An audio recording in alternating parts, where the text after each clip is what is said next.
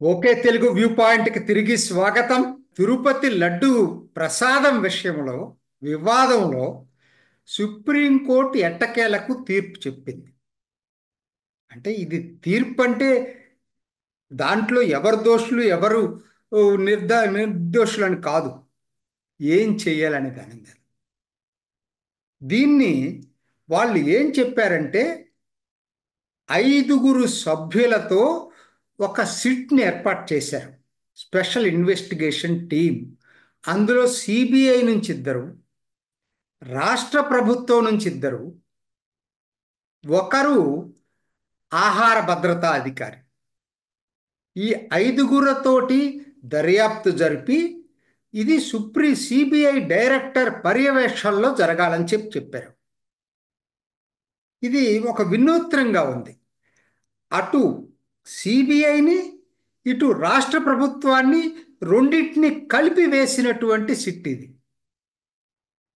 చాలామంది ఏదో దీనికి వ్యతిరేకంగా రాష్ట్రానికి వ్యతిరేకంగా వేశారని చెప్పటం అనేది అసలు ఇది కొత్తగా ఉందన్నమాట. అసలు రాష్ట్ర ప్రభుత్వ అధికారులు కూడా ఆ సిట్లో ఉంచటం అనేది అంటే రాష్ట్ర ప్రభుత్వాన్ని పరిగణలో తీసుకున్నారు.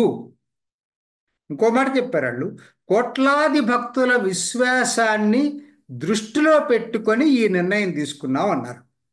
ఎక్కడ ఇంకా దాన్ని తీసుకునే ముందు సొలిసిటర్ జనరల్ అభిప్రాయాన్ని అడిగారు. యాక్చువల్గా సోమవారం వచ్చింది విచారణకి. సొలిసిటర్ జనరల్ అభిప్రాయం కోసమే వాయిదా వేశారు. ఆయన చాలా స్పష్టంగా చెప్పాడు, ఇది మొత్తం అంశాన్ని నేను పరిశీలించాను, ఇది భక్తుల మనోభావాలకు సంబంధించింది. అట్లానే కాబట్టి దర్యాప్తు అయితే జరగాలి దీంట్లో, ఎందుకంటే మనోభావాలు దెబ్బతిన్నాయి కాబట్టి నిజమో కాదనేది దర్యాప్తు జరగాలి. కాకపోతే ఇందుట్లో ఇప్పటికి రాష్ట్ర ప్రభుత్వం అపాయింట్ చేసిన సిట్ సభ్యులపై ఎటువంటి సందేహం నాకు లేదు. చాలా స్పష్టంగా చెప్పాడు ఆయన, ఎటువంటి సందేహం లేదు. కాకపోతే ఎక్కువ దేశం మొత్తానికి సంబంధించిన భక్తులు ఉన్నారు కాబట్టి దీంట్లో స్వతంత్ర విచారణ కోరుకుంటున్నారు కాబట్టి కేంద్ర అధికారి పర్యవేక్షణలో జరిగితే మంచిదని చెప్పాడు. ఇందుట్లో అసలు డిస్ప్యూటే లేదండి. ఈవెన్ మండే అయిన తర్వాత రాష్ట్ర ప్రభుత్వం కూడా ఇదే చెప్పింది, మాకేం అభ్యంతరం లేదు సిబిఐ చేస్తే అని కూడా చెప్పింది. కాబట్టి ఇందులో ఎక్కడ రాష్ట్ర ప్రభుత్వాన్ని సుప్రీంకోర్టు ముట్టికాయలేసింది, ముఖ్యంగా చంద్రబాబుకి. జగన్మోహన్ రెడ్డి వెంటనే దీన్ని ఈ జంప్డ్ ఇంటూ కంక్లూషన్ ఏంటి, సుప్రీంకోర్టు మొట్టికాయలేసింది. సుప్రీంకోర్టు ఇంకేదో చెప్పాడు, మొట్టికాయలు వేయటమే కాదు నిజస్వరూపం, చంద్రబాబు నిజస్వరూపం బయటపడింది. ఎక్కడి నుంచి ఆయన మాట్లాడాడో నాకైతే అర్థం కావట్లేదు జగన్మోహన్ రెడ్డి. సుప్రీంకోర్టు తీర్పును కూడా ఎవరికి తగ్గట్టుగా వాళ్ళు అతిరిక్కించుకుంటే మనం ఏం చేయలేం. సుప్రీంకోర్టు చాలా స్పష్టంగా చెప్పింది, ఇది నిజంగా కూడా చాలా అద్భుతమైన తీర్పు నా దృష్టిలో. ఎందుకంటే ఎవరికి డౌట్ ఉంటారట్లేదు. ఇంకా రాష్ట్ర ప్రభుత్వాన్ని విశ్వాసంలో తీసుకుంది, ఇద్దరు సభ్యులను పెట్టింది.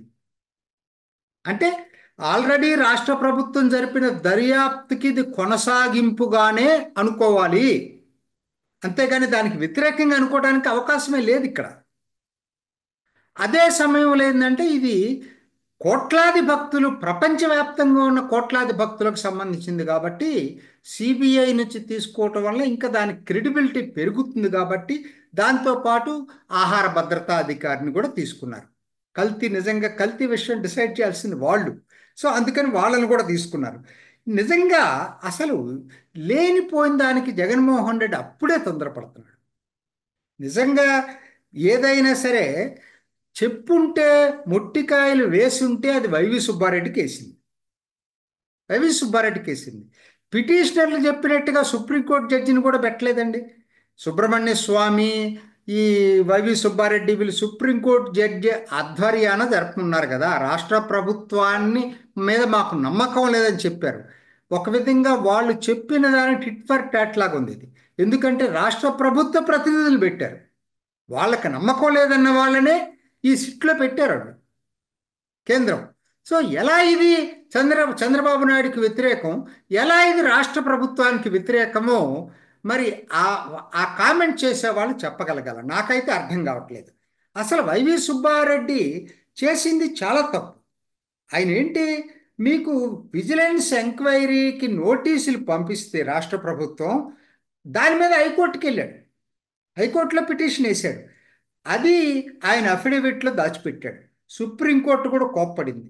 నిజంగా ఏదైనా మొట్టికాయలు వేసిందంటే పిటిషనర్కి మొట్టికాయలు వేసింది. రాజకీయాలు చేయొద్దు అన్నది అందరికీ వర్తిస్తుంది. అది ఒక్కరికే వర్తించదు. ఎవరిని రాజకీయాలు చేయొద్దు అన్నారు. దాన్ని మీరు ఒకరిని చంద్రబాబు నాయుడుకో రాష్ట్ర ప్రభుత్వానికో వర్తించడం అనేది అది కరెక్ట్ అయినటువంటి పద్ధతి కాదు.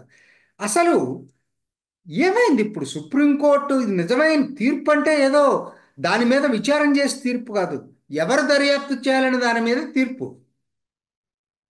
అసలు మొదలైంది ఇప్పుడు యుద్ధం. ఇది జరిగింది ఏంటంటే జరిగే దర్యాప్తుకి ఇంకా క్రెడిబిలిటీ పెంచిందండి సుప్రీంకోర్టు, అంతకు మించి ఏమీ లేదు. పటిష్టపరిచింది దర్యాప్తుని. ఎందుకంటే ఆహార భద్రతా అధికారిని కూడా చేర్చేసి అన్ని కోణాల నుంచి దర్యాప్తు జరిగేటువంటి అవకాశాలు ఇప్పుడు దీనివల్ల ఉన్నాయి. దీనివల్ల దీంట్లో అసలు ఇన్నాళ్ళ నుంచి తిరుమల తిరుపతి దేవస్థానం ప్రసాదాల విషయంలో ఎక్కడెక్కడ అవకతవకలు ఉన్నాయి, వ్యవస్థాపరంగా వ్యక్తులు ఒకటి, వ్యవస్థలు ఒకటి.